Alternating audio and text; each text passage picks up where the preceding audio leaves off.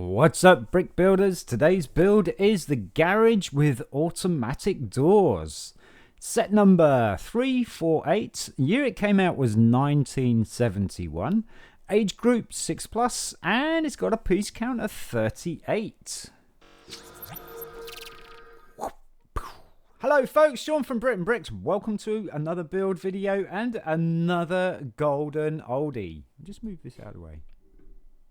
Another golden oldie, 1971. Oh my lord. We did another 1971 build, which was the mobile crane that was, on the train tracks. If you haven't seen that video, check this video out right here. That's another 1971 build, old build. Sean would have been 1 year old. Oh, yeah.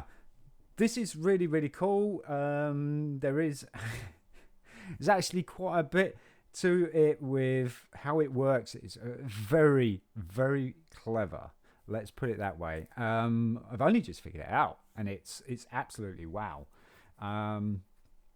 Yeah, for an old build, this is pretty cool.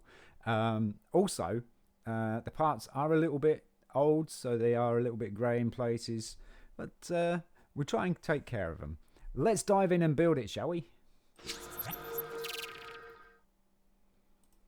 There's our parts.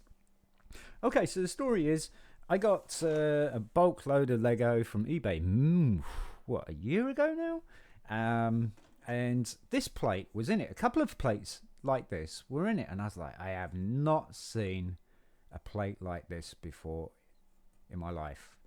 But it says Lego underneath it, and I was like, wow, what's that for? So, I did a little bit of research, and I found out it was a base plate for a garage. And it's got a little ramp, as you can see. It's got a little ramp, as you can see, because the idea is you put the car on it. I do have a Lego car as well, a proper Lego car. I'll demonstrate. Yeah. Then you got this plate here. Now, this is what gets broken on this particular plate here. This also came in white as well, with a little bit of a different design to this pad here. But this is what would break off, and it would break off right here because it's a little push plate, like a pressure plate, as you were. And you can see there's a little ridge there as well. And this is very important because this is what opens the doors. The doors are going to be spring loaded. They fit into these holes here, and you shut them, and they click just behind this plate here, and you just push them down. Because they've been spring loaded, they just pop straight open, and out your vehicle rolls because it's on a ramp. Very cool. So get our Lego vehicle. So we got a Lego vehicle here. It is the vintage fire engine. This is definitely Lego. I don't know if it's going to should be here. Zoom. It's going to focus. It better focus, because this is really cool. Come on, focus. Focus. Ready? It's so cool. Oh, it's focusing. Come on, catch the light. You can see, oh, it's upside down. There you go, Lego, right there. So this is a really vintage fire engine. It's a Bedford fire engine, I believe, and it's all intact as well. The only thing that we had custom made was the fire hose reel, because that is what usually goes missing. My dad actually made that for me. But yeah, and this sits on the ramp, and once its pressure plate releases, it will roll straight out of the garage. That's the trick, but that's the theory of it. Might not be steep enough. It does roll.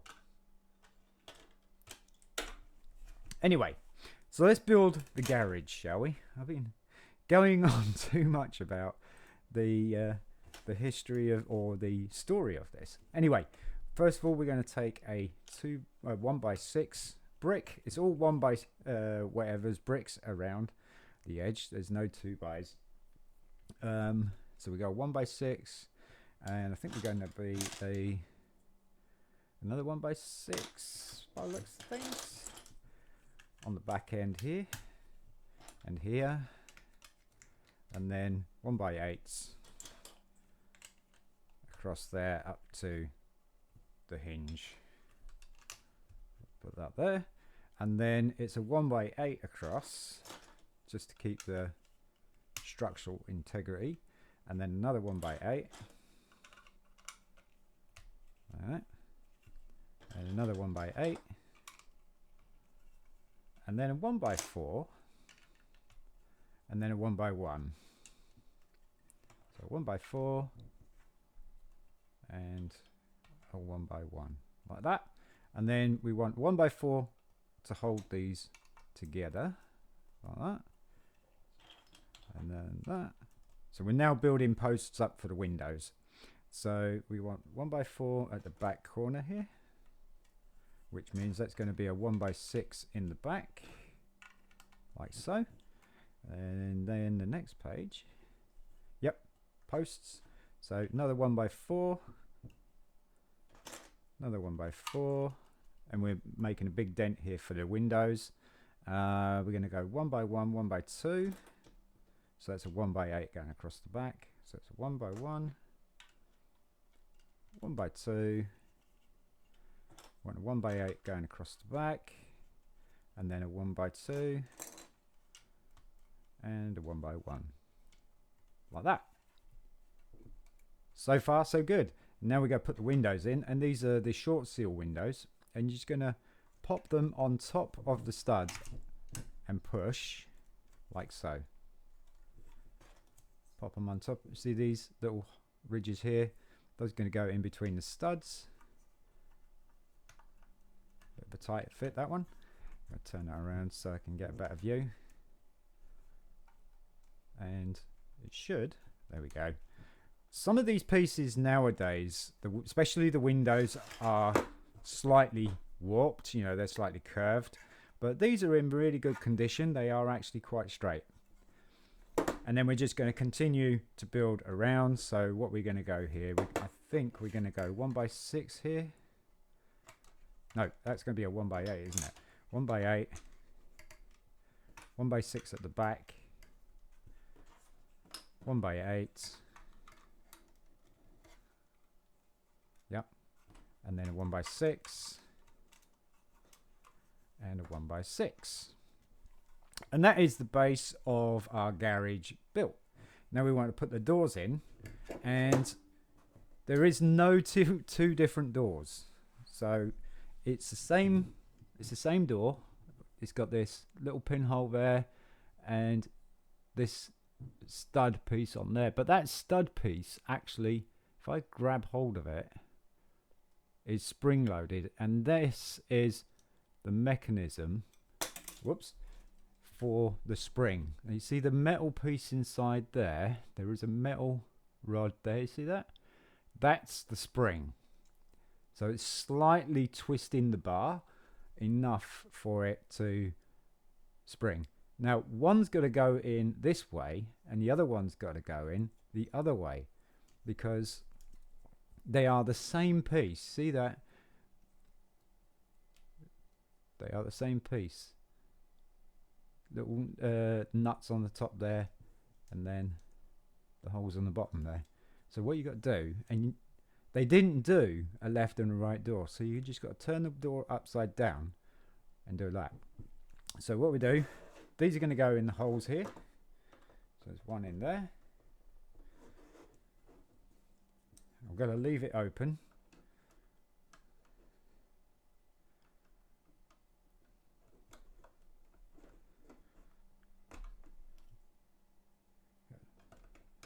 Should leave it open so that the doors spring. Which way is that one? That one. Like that. So leave them open. That one wants to... That's interesting. There we are. Got to put it in straight. Can't put it in half sprung. There we go. There we go. That's better. That works. See that? Right. Then we go put the top on. And we're just going to use a, what is this? 4x8.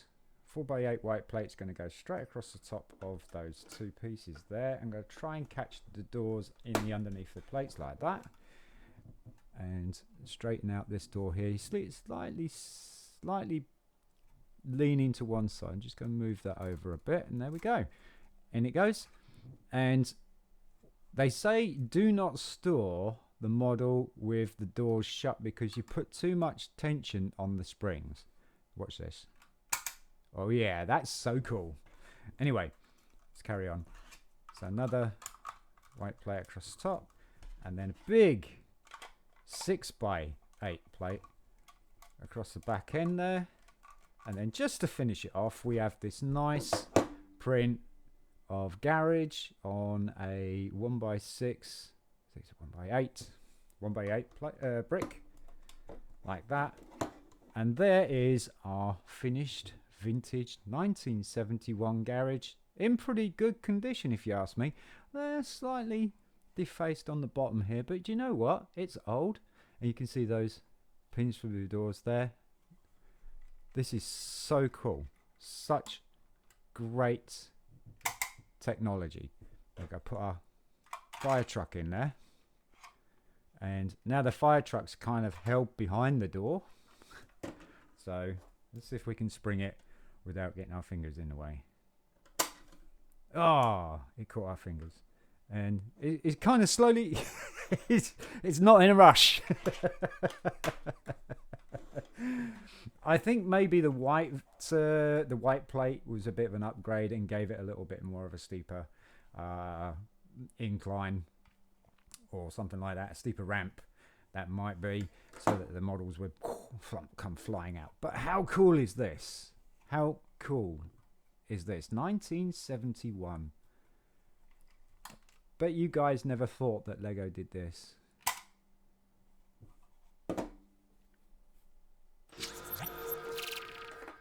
There we go, folks. Our vintage garage. It's so cool. And it's quite a decent size. So, you know, you couldn't store stuff in it because you would have to close the doors. And as I say, I'm very lucky to actually come by these doors actually working in very good condition and not been strained by being held back and stuff like that. What a cool model. Great. Definitely minifigure size. Definitely. So you could put one of your minifig cars in there and stuff like that. I think this is minifigure size. What do you think? What do you reckon? Folks, answers on the postcard. Is this minifigure size? Did you enjoy it? If you enjoyed the video, folks, please don't forget to like, subscribe, share. Excuse me. Yes, share amongst your friends, family, and anybody else who you think would be interested in this kind of content. And also put your notifications on to all so you don't miss us in the next video. What is it? I can't tell you that. I'll see you in the next one. I'm Sean from BRIT'N. Peace.